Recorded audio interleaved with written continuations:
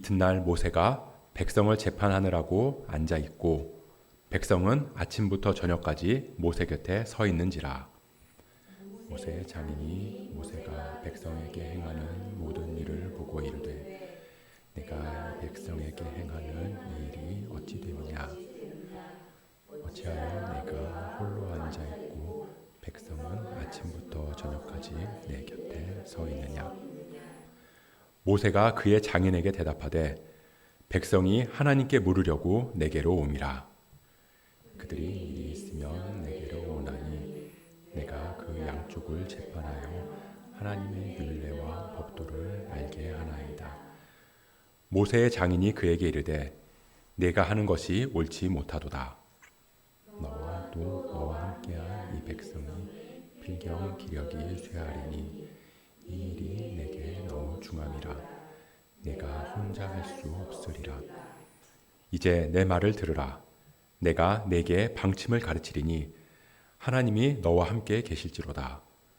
너는 하나님 앞에서 그 백성을 위하여 그 사건들을 하나님께 가져오며 그들에게 율례와 법도를 가르쳐서 마땅히 갈 길과 할 일을 그들에게 보이고 너는 또 온 백성 가운데서 능력 있는 사람들 곧 하나님을 두려워하며 진실하며 불의한 이익을 미워하는 자를 살펴서 백성 위에 세워 천부장과 백부장과 50부장과 10부장을 삼아 그들이 때를 따라 백성을 재판하게 하라.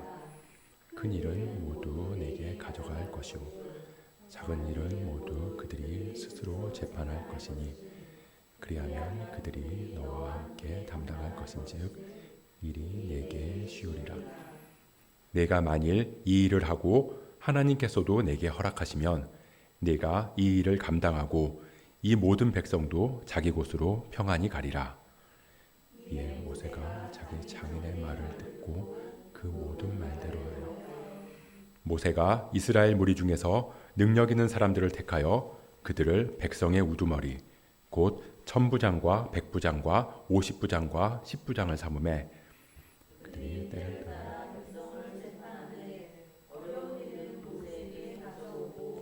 모든 작은 일을 주로 함께 읽습니다. 모세가 그의 장인을 보내니 그가 자기 땅으로 가니라. 아멘. 제가 어렸을 때만 해도 이 극장에 가서 영화나 만화를 보는 건 정말 큰맘 먹어야 할 수 있는 문화생활이었거든요. 제가 초등학교 다녔을 때였을 거예요. 이 극장에 가서 우레메를 봤던 기억이 있어요. 이 심영래 아저씨가 나오는 영화인데요. 이 막 손에서 이렇게 하면 레이저가 막 팍 나가고요.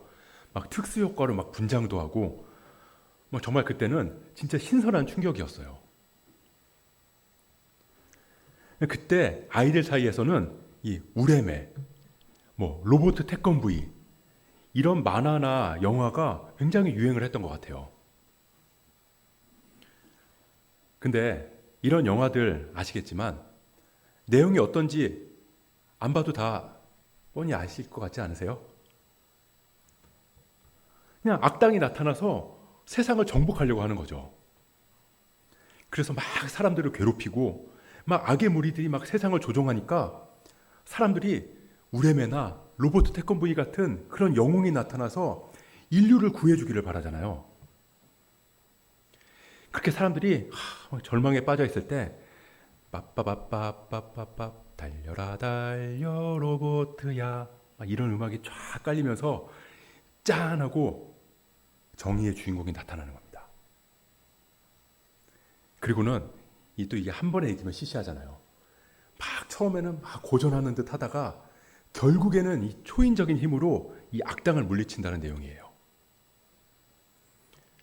그래서 악당은 사라지고 이 세계 평화가 이루어지는 거죠. 그렇게 임무를 마친 주인공은 이 시민들한테 어떤 요구도 하지 않고 그냥 쿨하게 다시 본부로 돌아가요. 그리고 사람들은 아무렇지도 않게 일상을 다시 살아가는 거예요. 이 세월이 많이 지났지만 지금 어린아이들이 보는 만화 영화를 보면 이런 패턴의 줄거리를 가진 그런 만화들이 여전히 있어요. 저희 애들이 몇 년 전까지만 해도 엄청나게 좋아했던 레이디버그라는 만화도 보면 이 레이디버그, 블랙캣 이런 주인공이 나와서 이 세상을 지배하려고 하는 이 호크모스로부터 이 시민들을 보호하는 거죠. 막 요요 같은 거 던져서 막 건물들 사이를 막 날아다니고요. 막 점프해서 막 에펠탑 같이 높은 건물에 막 확 올라가고 막 마법도 쓰고. 근데 그 아이들이 중학생이 되고 초등학교 고학년이 됐잖아요. 지금 애들한테 그런 만화를 보여주면 뭐라고 그러는 줄 아세요? 아, 유치해. 자기들은 컸다 이거죠. 커서 그런 걸 안 본다는 거예요. 지금은 뭘 보고 싶어 하냐면요. 뭐 유퀴즈, 뭐 꼬꼬무, 뭐 이런 걸 보고 싶어 해요. 그러니까 이 허무맹랑한 이야기가 아니라 이 지극히 현실적인 이야기들. 뭐 그 안에서 벌어지는 뭐 긴장, 갈등, 그리고 현실적인 해결. 그렇게 사실적이고 일상적인 이야기들을 더 좋아하게 되는 것 같아요. 그렇다고 허무맹랑한 이야기를 아예 안 보는 것도 아니에요. 다 큰 어른들도 그렇잖아요. 이 어린 시절에는 이 피터팬을 보면서 진짜로 피터팬이 있을지도 모른다는 그 상상을 하면서 봤다면 지금은 피터팬이 있을 거라는 상상을 하면서 영화를 보지는 않잖아요. 오히려 그 안에 담긴 작가의 메시지를 읽어내려고 하는 거죠. 근데 이 우리의 신앙의 모습이 이와 비슷하다는 거예요. 이 지난주 본문에서 본 것처럼 이 모세가 가족들을 다시 만났어요. 그리고 이 모세의 모든 이야기를 들은 이드로가 하나님이 진짜 신이라는 걸 이제야 알았다라고 고백을 해요. 그렇게 이 모세의 집안에는 엄청난 고백과 구원의 사건이 일어났는데요. 근데 바로 다음 절인 오늘 본문 13절을 보면요. 이튿날, 바로 다음 날이죠. 모세가 백성을 재판하느라 앉아있고 백성은 아침부터 저녁까지 모세 곁에 서 있는지라. 바로 다음 날 아침부터 모세는 일상을 살아가더라는 거예요. 늘 하던 대로 백성들 얘기를 들으면서 하나님의 뜻을 알려주고 판결하는 일을 하는 거죠. 그걸 이드로가 옆에서 지켜보고 있다가 조언을 하는 거예요. 이 19절부터 23절까지가 이드로의 조언인데요. 이 한마디로 책임자를 세우라는 겁니다. 이 백성들 중에서 하나님을 두려워하고 진실되고 불의한 이익을 미워하는 사람들을 뽑으라는 거죠. 그리고는 1000부장, 100부장, 50부장, 10부장으로 세워서 뭐 10명씩, 50명씩, 100명씩, 1000명씩 그렇게 판결을 담당하게 하라는 거예요. 여러분들은 이 이드로의 의견을 듣고 어떤 생각이 드세요? 와, 정말 획기적이다. 정말 기발한 아이디어다. 뭐 이런 생각이 드시나요? 사실 이 이드로의 제안은 누구나 생각할 수 있는 방법이잖아요. 뭐 연륜에서 나오는 지혜? 뭐 그 정도로 생각할 수 있는 거죠. 그래서 모세가 어떻게 반응했을까요? 저도 몰라서 이러는 건 아니고요. 만약에 하나님의 뜻이 있다면 뭐 저한테 뭐 꿈이나 환상으로 이렇게 말씀해 주시지 않겠어요? 그러니까 그런 계시가 있을 때까지 저는 그냥 지금 방식대로 하겠습니다. 이렇게 하지 않았어요. 24절을 보면요. 이에 모세가 장인의 말을 듣고 그 모든 말대로 하여. 모세가 이드로의 말을 듣고 그대로 했다는 거예요.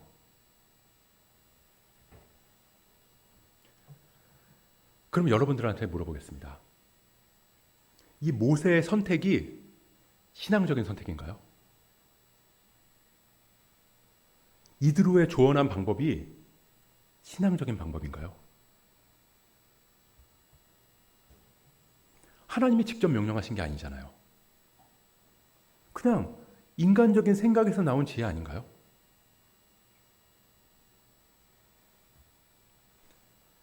우리는 신앙적이다라고 하면 드는 생각이 있어요. 신앙적이다 그러면 이 세상의 지식이나 상식, 윤리, 도덕 이런 거랑은 다른 조금은 고귀한 거. 그렇게 생각하는 경우가 많다는 겁니다.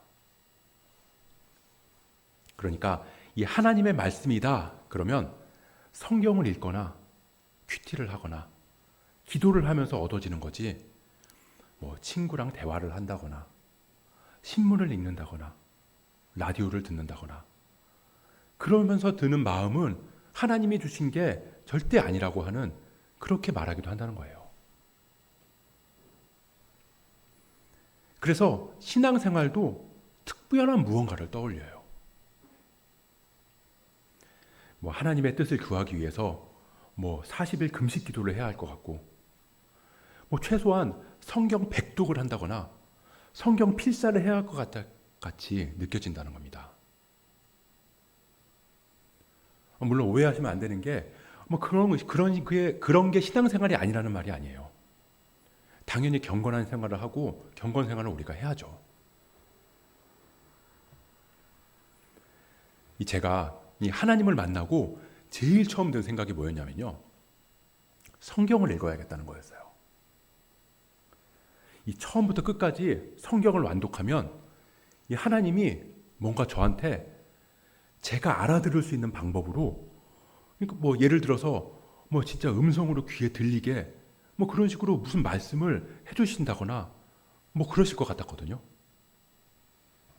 그래서 성경을 읽기 시작한 거예요. 이 처음에 일독을 할 때는요. 진짜 다른 이유는 하나도 없었어요. 이거 다 읽으면 하나님께서 나한테 음성을 들려주실 거다. 그 기대만 가지고 한 거예요. 그렇게 이 요한계시록 22장까지 다 읽은 날 밤, 이 가족들이 다 자고 있을 때 새벽에 제가 일어나서 혼자 다른 방에 갔어요. 그리고 무릎을 꿇고 기도를 하고 이제 하나님의 음성을 기다렸거든요. 근데 그때 하나님께서 저한테 뭐라고 말씀하셨는 줄 아세요? 모르시죠? 저도 몰라요.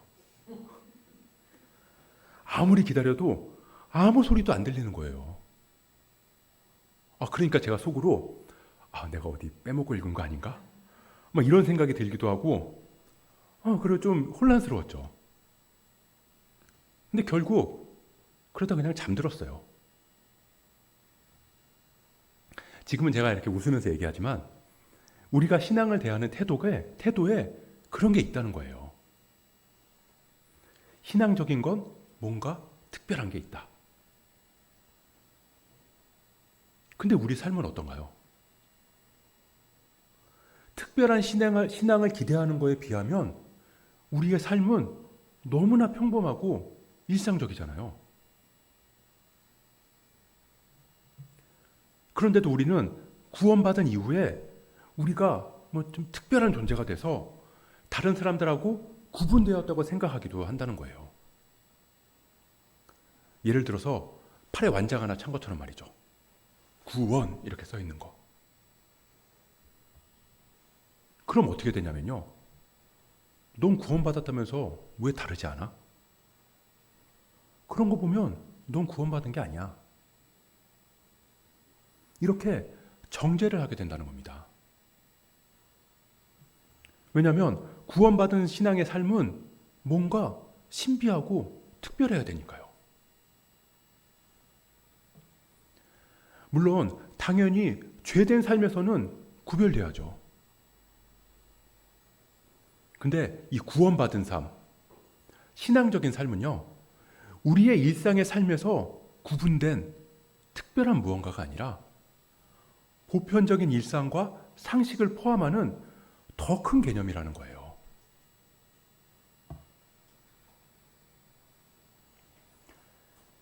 이 교회에 예배드리러 가기 위해서 주일에 영업을 하지 않는 가게가 매출이 좋을까요? 아니면 예배는 그냥 온라인으로 드리고 주일에 영업을 하는 가게가 매출이 좋을까요? 시험 기간에 교회 나와서 예배하는 학생이 성적이 좋을까요? 아니면 시험 기간에는 도서관에 가서 공부를 하는 학생이 성적이 좋을까요? 이 우리 안에 있는 신앙의 소리는요, 교회 나가는 게 매출이 좋고 예배드리는 학생이 성적이 더 좋아야 한다고 말하고 싶지만 너무나 애통한 사실은 주일에 장사하면 그만큼 매출이 오르고 주일에 공부하면 그만큼 점수는 더 오른다는 겁니다. 교회 다니는 사람이든 안 다니는 사람이든 착한 사람이든 나쁜 사람이든 운동하면 건강해지고 공부하면 점수 오르고 열심히 일하면 돈 번다는 그런 불편한 진실.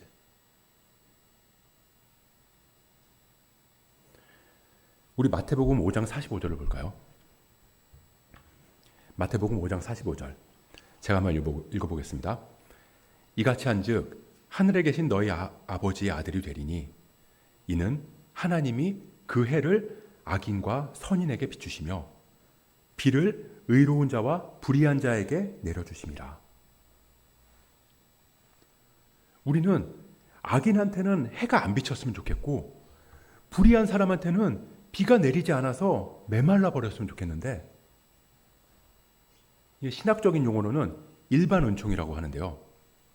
이 공평하신 하나님은 이 모든 사람한테 동일하게 내려주시는 은혜가 있다는 겁니다. 불편하죠? 불편해요. 그래서 이렇게 얘기하는 사람들도 있어요. 예수 믿는 사람이 어떻게 세상 지식을 신뢰할 수가 있어? 신앙 있는 사람이 어떻게 과학 얘기를 할 수가 있어? 난 오직 성경에 써 있는 대로만 믿을 거야. 이게 믿음인가요? 마치 이 사람이 만든 교통신호는 안 지키고 차가 움직이는 과학적 원리는 다 무시한 채 운전하면서 차에 십자가 걸어놨으니까 하나님께서 어떤 위험한 순간에도 사고 안 나게 지켜줄 거라고 믿는 거랑 다른 게 없잖아요. 이 과학이랑 의학, 역사 같은 세상의 지식이 밝혀내는 건 뭔가 특별한 게 아니라 이 창조 질서 안에서 하나님께서 통치하시는 그 법칙을 발견해낸 거예요.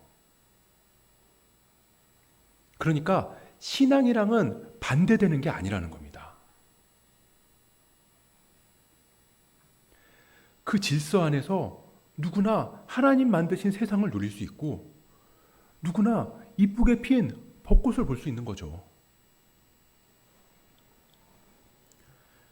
이 지난 주일에 안 갈까 하다가 이 늦은 오후에 벚꽃을 보러 인천대공원에 갔어요.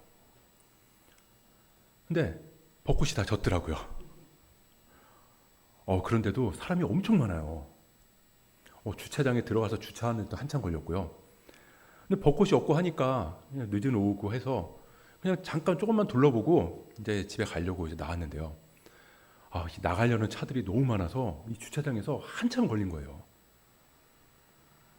근데 우리는 예배 드리고 온 건데 이러면 안 되지 않나요? 하나님께서 예배 드리고 와서 벚꽃 보겠다고 온 사람들한테 이 차를 홍해 가르듯이 쫙 갈라주셔가지고 우리 차가 쫙 나가게 해주셔야 되는데, 근데 그렇지 않더라는 거예요. 이 하나님께서 이 모든 피조물들을 다 사랑하시고 하나님의 통치 질서 안에서 모두를 보살피시는구나. 그걸 느낄 수 있는 은혜가 일반 은총이라는 겁니다. 물론 하나님은 초월적으로 일하세요. 10가지 재앙으로 이스라엘을 애굽에서 건지셨고요. 이 홍해를 갈라서 이 마른 땅을 지나가게 하셨어요. 그러니까 이 일반 은총을 넘어서는 특별 은총, 즉 구원을 행하시는 하나님의 특별한 방법이 있다는 겁니다. 우리는 어떻게 구원받았나요? 이 하나님께서 당신의 하나뿐인 독생자를 보내주셔서 우리를 대신해서 십자가에 달리게 하심으로 우리는 구원을 얻게 되었잖아요. 특별한 은혜죠. 우리는 그 은혜를 알기 때문에 우리 삶에서 벌어지는 모든 일들이 하나님의 통치하심, 하나님의 창조 질서 안에서 이루어진다는 걸 인정하고 고백할 수 있게 된 거예요. 근데 세상은 그걸 아직 모르죠. 그래서 이 과학을 통해서 신이 있느냐 없느냐를 찾아내려고 하고 이 역사를 통해서 신의 실제를 밝혀내려고 하는 거예요.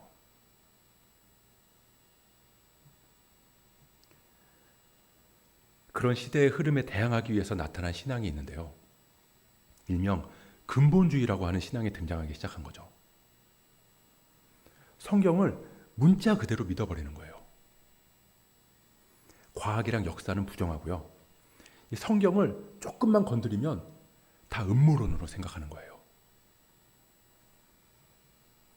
이제 문자 그대로 적힌 걸 부정하면 믿음 없는 사람이 돼버리는 거죠.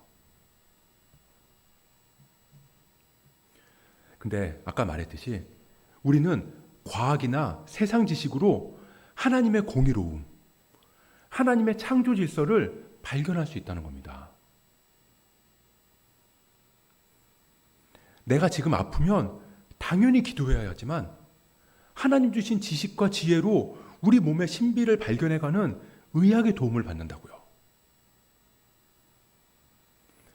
나는 믿음 좋은 사람이니까 병원 안 가고 기도만 할 테니 하나님 저를 구해주세요. 저를 도와주세요. 물론 하나님은 그렇게도 일하실 수 있는 분이세요. 그리고 그렇게 나은 사람들도 분명히 있어요. 근데 제가 보기에는 기도해서 병이 나으신 분들 그런 간증을 들어보면요. 아마 그분들이 전 세계에서 전부가 아닐까 싶어요. 전 세계 인구가 81억 명이 있다면 그 중에서 그렇게 고침받은 분이 100명 있다. 그러면 나머지 80억 9,999만 9,990명은 병원에서 낫는 거죠. 당연히 기도해야 돼요. 기도하면서 우리는 하나님의 도우심을 구해야 돼요. 그건 기본입니다. 근데 더불어서 아프면 치료를 받아야 된다고요. 관계가 좋아지려면 먼저 다가가서 마음을 열고 손을 내밀고 그렇게 해야 되고요. 화해를 하려면 먼저 용서를 해야 한다는 거예요. 상처를 회복하려면 아프지만 먼저 고름을 짜내야 되고요. 안 좋은 습관을 고치려면 내가 노력을 해야 하는 거라고요. 그런 건 신앙이 아니라고 말하면서 기도하면서 구하기만 하면 그리고 나는 아무것도 하지 않는 거 그게 아니라는 거예요.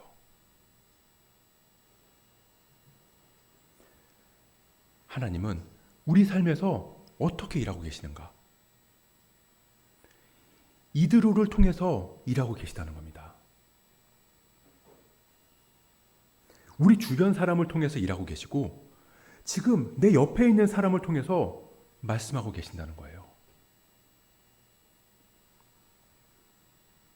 근데 우리 눈에는 그게 하나님의 일하심으로 보이지 않고 신앙적인 방법이라고 느껴지지 않는다는 거죠.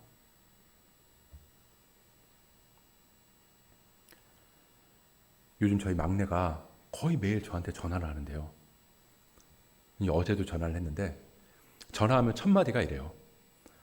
아빠 언제 와? 오늘 나랑 같이 나가서 놀아야 돼. 저는 우리 가족이 행복했으면 좋겠어요. 그래서 우리 가족이 화목하고 저희 아이들하고도 친밀해지기를 위해서 기도해요. 근데 가끔은 이제 유나가 빨리 오라고 전화를 하면요, 좀 야속할 때가 있어요. 할 일이 이렇게 많은데 왜 맨날 빨리 오라고 이렇게 전화를 하는 거야, 얘는. 근데 저는 애들하고 잘 지내기를 위해서 기도한다니까요. 기도 열심히 하니까 집에 안 들어가도 하나님은 우리 가족이 행복하고 애들하고도 더 친밀하게 해주시지 않을까요? 그거 아니라는 거 다 아시잖아요. 제가 아이들하고 더 친해지려면 전화를 끊고 자리에서 일어나서 집으로 가서 아이들하고 시간을 보내는 노력을 해야 한다는 거예요.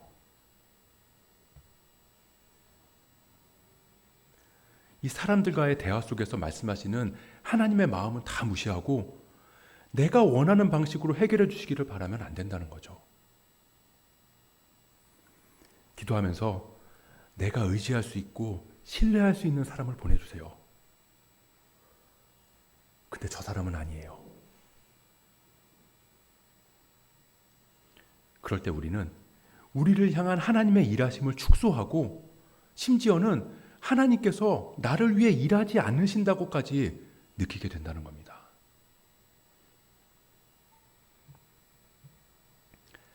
이 마가복음 12장에 보면요, 이 서기관 중 한 사람이 예수님한테 모든 계명 중에 첫째 되는 계명이 무엇입니까? 라고 묻는 장면이 나와요. 그때 예수님께서 뭐라고 답하시냐면요, 이 마가복음 12장 29절에서 31절입니다. 우리 같이 한 목소리를 봉독해 볼까요? 시작. 예수께서 대답하시되 첫째는 이것이니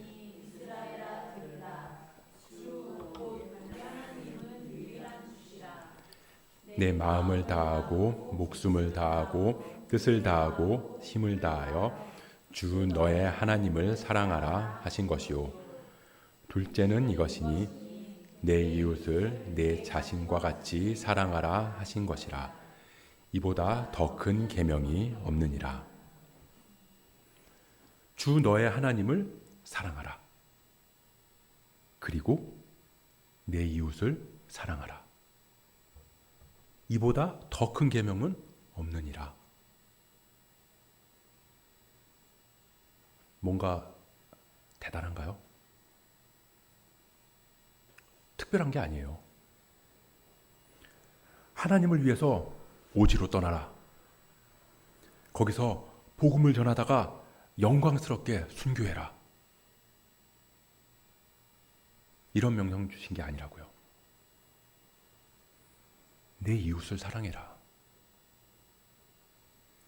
특별히 받은 은혜를 평범하게 채워가라는 거예요. 그래서 세상이 우리를 보고 놀라게 되는 거죠. 똑같은 평범함인데 저 사람은 뭔가 다르구나.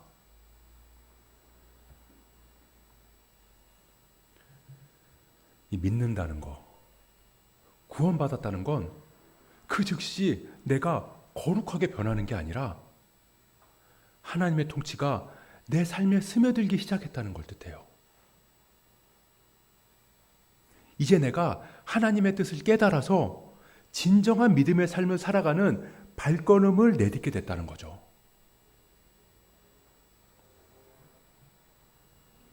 이 구원은 일반 은총 안에서 하나님의 통치를 보는 눈을 뜨게 되는 거라고 할 수 있어요. 그래서 구원은 특별한 은총이 필요한 거예요. 근데 그 특별한 은혜는 우리 삶을 일상과는 동떨어진 다른 차원을 살아가게 하는 게 아니라 그 특별한 은혜로 일상을 살아가는, 그 안에서 하나님의 다스리심을 누리며 살아가는 은혜로 주어진다는 겁니다.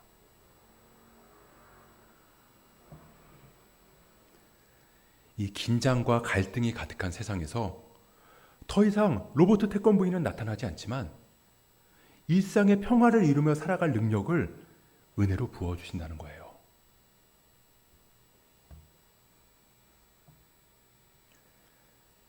출애굽 이후에 이스라엘은 단번에 변하지 않았어요.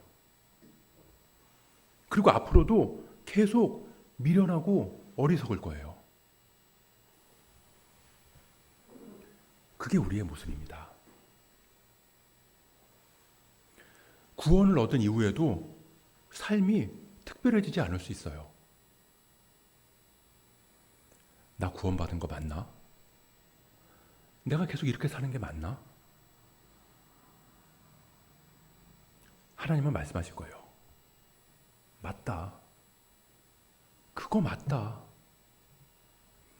나의 특별함을 가지고 너의 자리에서 일상을 살아가라. 이드로한테 듣고 이드로를 통해서 배워라.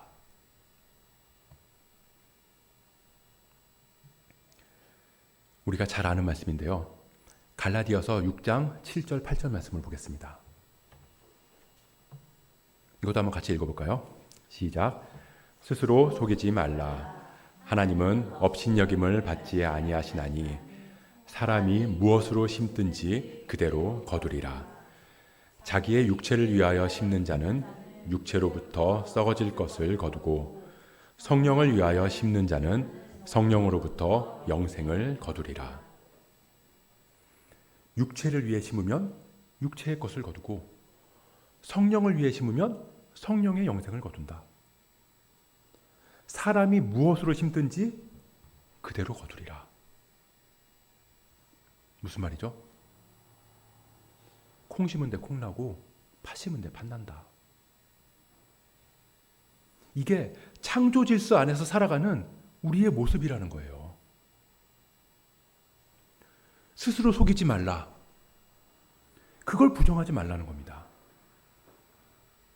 그걸 벗어나서 콩을 심어놓고 팥이 나기를 바라는 건 하나님을 업신여기는 거라는 겁니다.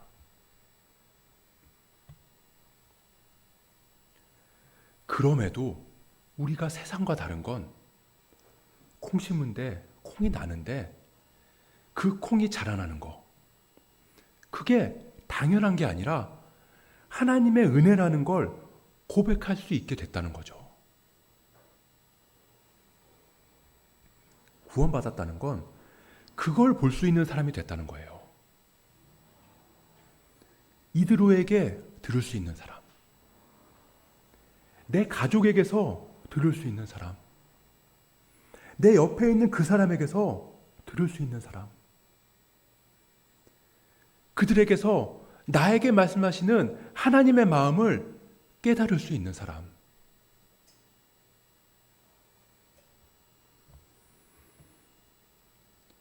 우리 삶이 뭐 그리 대단한 게 있나요? 저녁에 해가 지면 자고 아침에 해가 뜨면 일어나고 그날이 그날 같잖아요. 근데 우리는 그런 평범한 일상을 통해서 지루하고 불편한 관계, 그런 대화를 통해서 하나님께서 우리를 회복시키시고 하나님의 사람으로 빚어가고 계시다는 걸 깨닫게 된다는 거죠. 그럴 때 우리의 삶은 마지못해 사는 삶, 천국 가기 전에 거치는 속세가 아니라 꿈과 희망과 모험이 가득한 여기는 롯데월드가 아니라 여기는 하나님 창조하신 아름다운 세상이 된다는 겁니다. 참 아름다워라 주님의 세계는. 아름다운 자연, 불어오는 바람, 나에게 허락하신 사람들, 내가 속한 공동체, 사소하게 오고 가는 그런 대화 속에서도 그 안에 담긴 하나님의 섭리를 발견하게 될 테니까요.